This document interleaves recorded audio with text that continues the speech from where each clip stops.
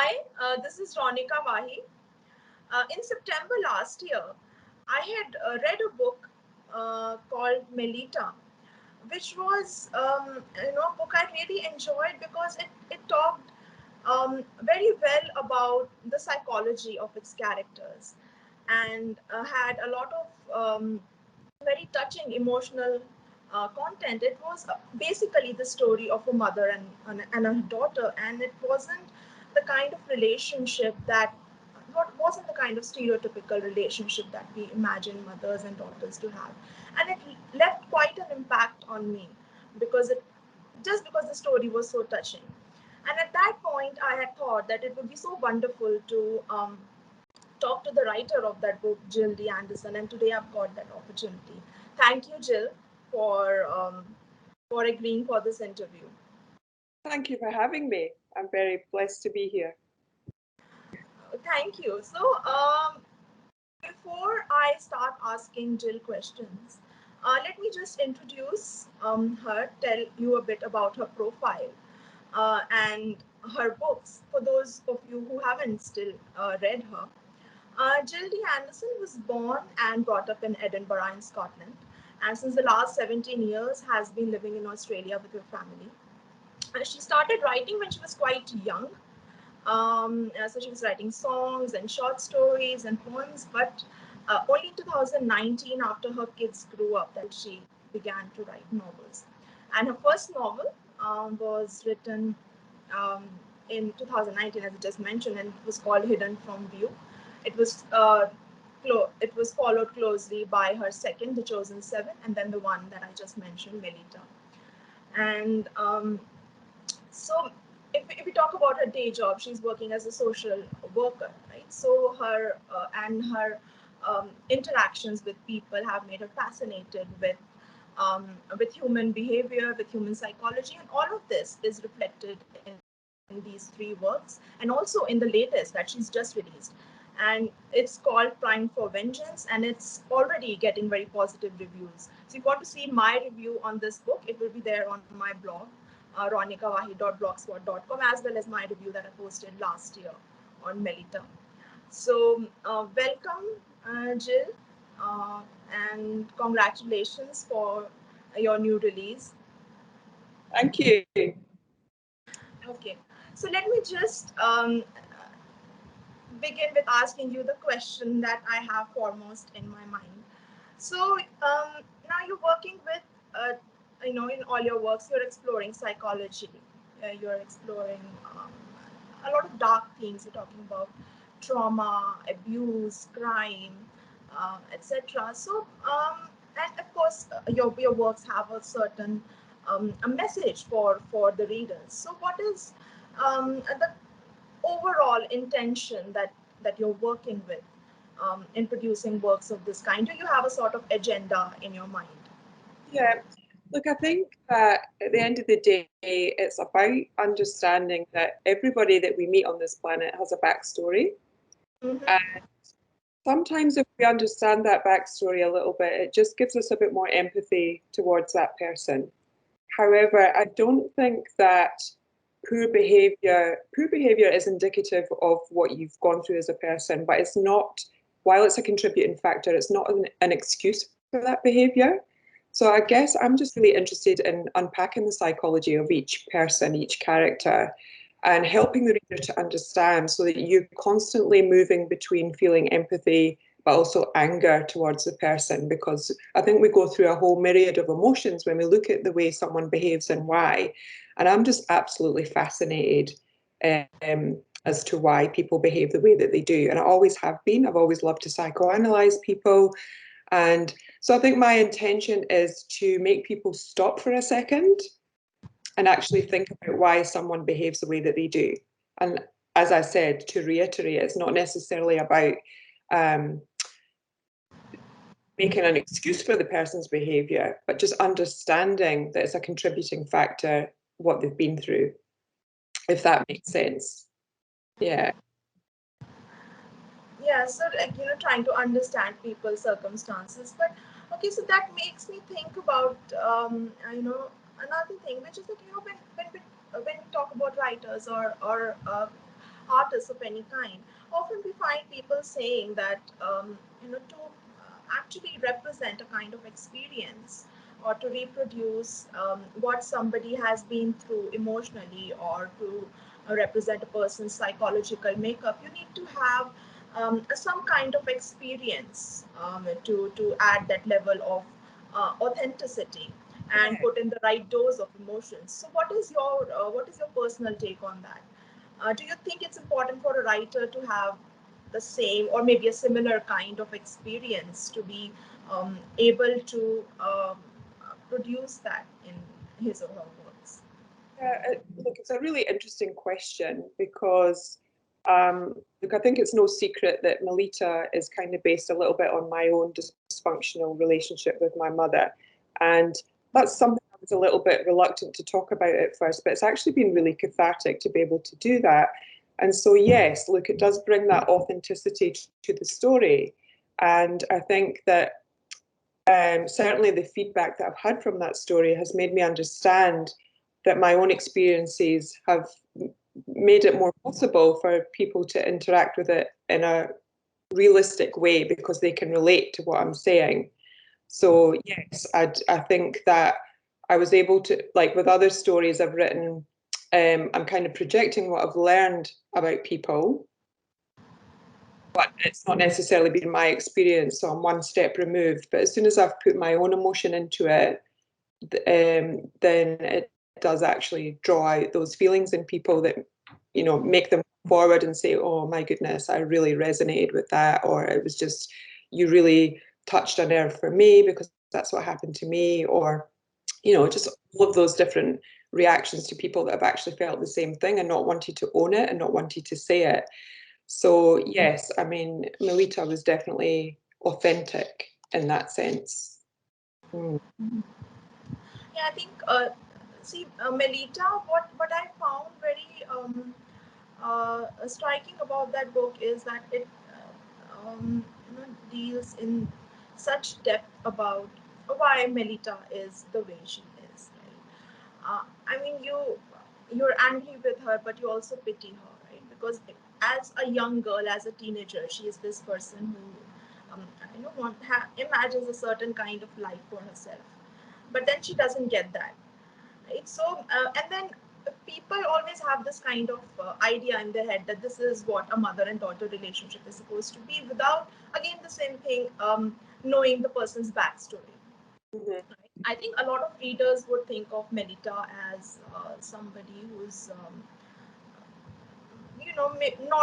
not fit to be a mother, maybe because Yeah. she's not emotionally available for her kid, but at the same time, she's somebody very courageous. At the young age of 16, she's deciding to bring up her kid into the world, and then she sacrifices in a way her entire life for that kid, right? So it's not that she doesn't love the kid, she's just made differently, right? Yeah. So yeah, you were talking about the reactions to Melita. So I'd like to know a bit more about the kind of feedback you've received about the protagonist herself. What did people say? I mean, did you have any negative reactions as well to Melita? I had a couple of negative reactions, but they were more about, I think people wanted a happy ever after and they wanted Melita to be a bit more likable because at the end of the day, she's not really that likable. So the only really poor feedback I had was in relation to that. But actually, the majority of reviews were pretty positive about that book. And I think it was because I really touched on that taboo topic of the mother-daughter relationship, where as in society, it's not the done thing to not get on with your mum, and so we don't really want to admit that a lot of the time. And I think a lot of people, I know certainly for myself as a young woman, I would rather pretend that my relationship with my mum was really good and but it actually wasn't, and now I'm willing to own that. And it doesn't mean that I don't love and care for my mum. I do, but however, she wasn't available to me, and I've had to make sense of that. And then you've also got to look at your own familial patterns and what you're going to pass on to your own kids, and history often does repeat itself, and the apple doesn't fall too far from the tree. So for me, as a social worker, I've learned a lot of those tools as to how to stop those patterns from repeating themselves, and that really requires a lot of reflective capacity. And so I was able to put that reflective capacity into my books, and that's what I was getting back from other women. They were saying, oh my goodness, you've normalized this poor relationship that I have with my mum. I've never been able to say this to anyone before. Now I'm able to own it. And it was actually quite amazing. I wasn't expecting that sort of outpouring of grief, if you like, from other women who could relate to what I was saying. And it took me a long time to take ownership of it myself, because it's not a nice thing to admit, and it's not something that you really want to talk about openly. But as time's gone on, I've just thought, well, life's too short, and I'm an honest person, and this is the reality of the situation. And if I can help other people by talking about it, then so be it. So, yeah, and it has helped a lot of women who've been able to normalize that grief that they've got with their own situation, I guess. Mhm.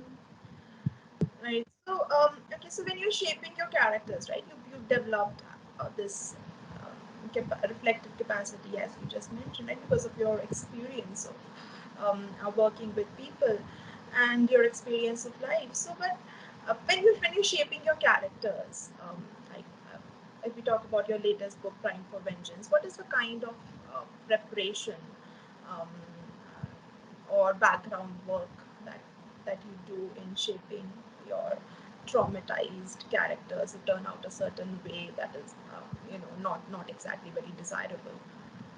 Yeah. Again, it comes back to the fact that I love to psychoanalyze people, regardless of whether it's in my role as a social worker or just as a person in everyday life. And I don't think that I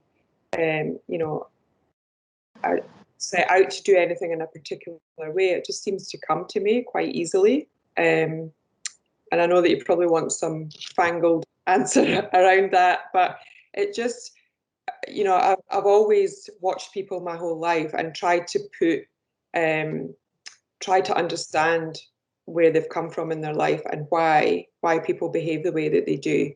And um, yeah, in the end, it just always comes back to that. I don't actually, I think people always think I've got this formula that where I create characters in a certain way, and it's not the case at all. It's quite bizarre. When I sit down at the keyboard, I just write and write and write and write. It just floods out of me somehow. And obviously, a lot of that is just coming down to experience and knowledge. But I know a lot of writers do use certain formulas and different ways to create characters. Some of them even have grids and all sorts of things. I honestly say I never do that. I'm actually a pantser. It just happens. So I don't actually have a specific answer to that question, which is maybe a little bit disappointing, but I'd kind of just wing it a lot of the time. But I think, writing's almost a spiritual thing. It just, I don't even know where the words come from. I literally can write for hours, and my husband will come into me and say, "Do you realize you've never stopped for like 4 hours or whatever?" And I'm like, "Really? No, I don't know." And then he's like, "Where did all this come from?" And I honestly don't know. It just comes from me. It's just all my Goes skills. out. Yeah, yeah, that's right. So I don't, and I'm quite an authentic person, so I don't want to make up some lie about how I've created something, because I honestly don't know. It's inherent in me, I suppose, and it just comes from somewhere. When you just said I write and write and write, it just this thought just came up in my mind. That's why you managed to, publish as many as 4 books in just 2 years. Yes, yeah, I'm a bit of a maniac. I am, and I think I don't know. It's just one of these things. I think I work full time as well, and also run a house and do everything else, all the things that people do. But I think when you have that creative outlet, once you turn that faucet on, it's very difficult to then turn it off again. And even if I'm tired, it's just like a switch flicks on, and I'll just start writing, and I can't help it. It's something drives me to do it. A lot of the time, I'm pretty tired and I don't function that well, but I still get by. And every time I write a book, I say I'll never write another one. And I'm at that stage now. I'm like, oh, I'm done. I'm not writing another one. But then, of course, another idea comes to fruition. And so the whole process starts again. And it's usually quite quick. And I do actually, my average time for writing a book is about 6 months. So, That's, yeah, yeah. good. Uh, I Yeah. mean, it's amazing. Like, people do take a lot of time in writing books, and it's not even like your books are very thin. Or I mean, they're good size, and if you're finishing it that quick, it's, I think, amazing. Yeah. Yeah. I don't write massive books. And I think for me personally, I don't like massive novels. I find them a bit off-putting. We're all really time poor and we're all very busy these days. And so I'm not discounting that huge novels are not fantastic because they are. Um, but for me, my personality traits is short and snappy and so that's how I write as well. And I want someone to pick up a book and say, "Oh, that's not overwhelming. I could probably read that in a short space of time. I could probably read that in a few days." And so it doesn't put them off because let's be honest, these days there is a growing number of people not picking up books. They're too time poor. They're just not wanting to do it. So if I can make that easier for them, then I suppose that's a bit of a tactic as well. Short and snappy. Okay. Okay. So talking about uh, your latest book, um, one thing that I really liked is that you've dedicated it to your friend Jock who passed last year, and then you've included him as part of the book. So I'd like you to tell more about this dedication and the person he was, and how you've molded him into a character in this book. And it's really lovely that you touched on that. Jock was a wonderful friend of ours. He was also Scottish, like myself, and we met him as a new migrant in Australia 17 years ago, and we just clicked straight away. And Jock was honestly the most vibrant, energetic, lovely, kind person that you could possibly ever meet. And I know that a lot of the times when people pass away, we can make them, we make them sound better than they were. And that's definitely not the case here. He was just the most amazing person. And he was also a youth worker. So him and I obviously could share a lot of our experiences and stories. And the way I've depicted him in the novel is actually 100% accurate. The way he was, like, having fun all the time and joking Uh, around. yeah, absolutely. And his his family and his wife have said to me that they're really delighted that I have depicted him exactly as they saw him as well. So that was a huge relief for me because it was really important that because we all perceive people in a different way. And I just wanted to make sure that I was doing him the honor, but not only by depicting him the way that I saw him, but making sure that that tied in with how they did. But they trusted me 100%. They didn't read it first. They let me put it out into the ether. And obviously, they're reading it now and they're really happy with what I've put out there. So, um, but Jock's wife, Kelly, I was the one that actually introduced them on a blind date and got them together. So I also read a poem at their wedding and stuff like that, which was really lovely. And, I'm just really gutted for Kelly that she has that loss because he was an incredible husband for her, and she's an amazing person. She's so positive, even in the space of loss. She's just able to really draw on the strength that he gave her, and that really is indicative of the kind of person that he was as well. So, but he was hilarious. He could absolutely hold a room with a joke or a song or a story. He just captivated people everywhere. So a really wonderful person. Yeah, we miss him terribly. Yeah. It's, I think, very difficult to bear the loss of any loved one. It's like somebody whom you're so attached to, and it just becomes like very difficult. And then, but you sort of just captured him in your Oh, book and detail absolutely. the way Yeah. he was. I'm just really happy because that really helped with my grief and loss as well. I think we all deal with grief and loss in different ways. Like, for example, my husband actually made him a wooden plaque and engraved it for him. And that was his way of, like, when he was carving that lovingly and doing all the things, that was his way of dealing with it. And then for me, I was creating a character for him. So I was able to pour my energy into that. And yeah, like I say, everybody deals with grief in different ways, but I'm just really happy that this means that he's alive forever in some way. Yeah, in some I way. mean, yeah, yeah. So Okay, so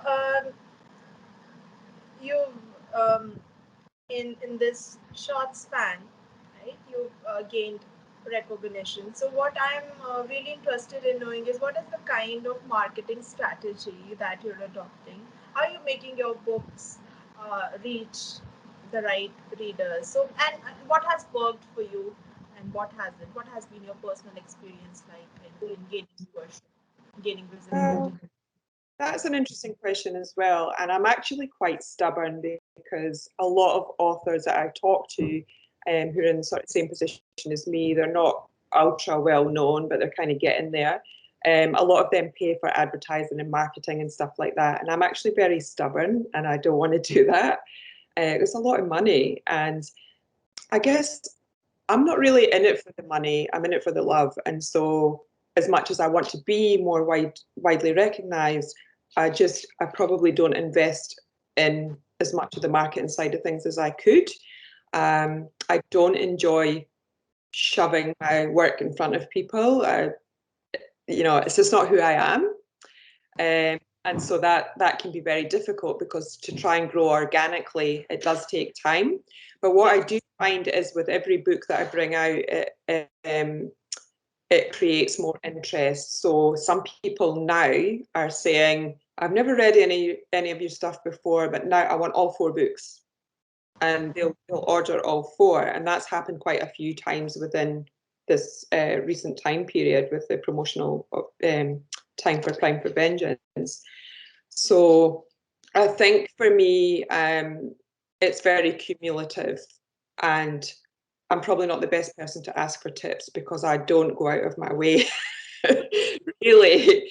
I'm very, very lucky because at work I have some wonderfully supportive colleagues. I do work in a big building with a lot of people, and so there's a lot of floors. I've worked for 17 years in the department that I'm in, so I do have a lot of friends and colleagues who are wonderfully kind and supportive, and so organically I kind of get there that way. But I'm not the best person to ask about what works and what doesn't work because I kind of wing it a little bit, if I'm really honest. And yeah, I don't know. Like I think, like most artists, you just kind of hope that you'll hit the big time at some point. But if you don't, you don't. Like I don't invest so much in it. Like I don't know. I'm not an arrogant person, so I kind of just hope that word of mouth gets me out there a little bit. I've tried different things. I did have a PA at one point who was not the most reputable person, and she was doing things that I didn't really enjoy. And so when you're kind of depending on other people as well, that's not ideal because they're representing you, but their work ethic might be different to you. So again, I just pulled back and I'd rather just take ownership of everything that happens and just deal with it myself slowly but surely. But yeah, not the best marketing advice really. But yeah, I'm too, maybe it's the Scots in me, the Scottish side of me, but I'm a little bit stingy when it comes to paying for advertising and stuff. And really, Amazon and Facebook want you to pay for advertising. And so what they do now is they throttle a lot of my posts so that a lot of people don't see them. They'll probably ban me for saying this, but oh well. Um, um, but then, it's that whole capitalism thing. They want me to pay for ads. And the longer I don't pay for them, the more they will try and stop people seeing my stuff. And I don't want to give in to that game. I just, like I say, I'm in it because I enjoy it. I don't want to feel stressed about it. I don't want to be paying more in ads than what I'm actually earning from the book. So Yes. yeah, I put it out in the ether, and what happens happens. Which means I'll never be J.K. Rowling, but that's okay. Yeah. But I think positive reviews also do help, right? I mean, yes. If your book does get a good ranking, you do tend to get noticed. Of course, it will take time if you don't, invest in um, or just make efforts to market it very actively. But if you work well, I think sooner or later you do get recognized for it. It takes a while. It's very cumulative. You know, it's like planting a seed and expecting a tree to grow overnight. It doesn't happen that way.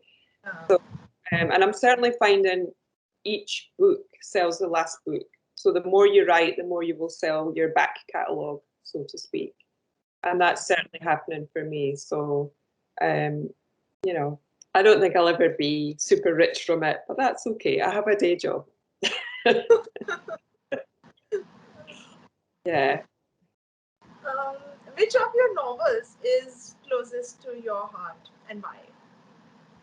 I think Primed for Vengeance would be closest to my heart, with Melita as a close second for the reasons I explained before.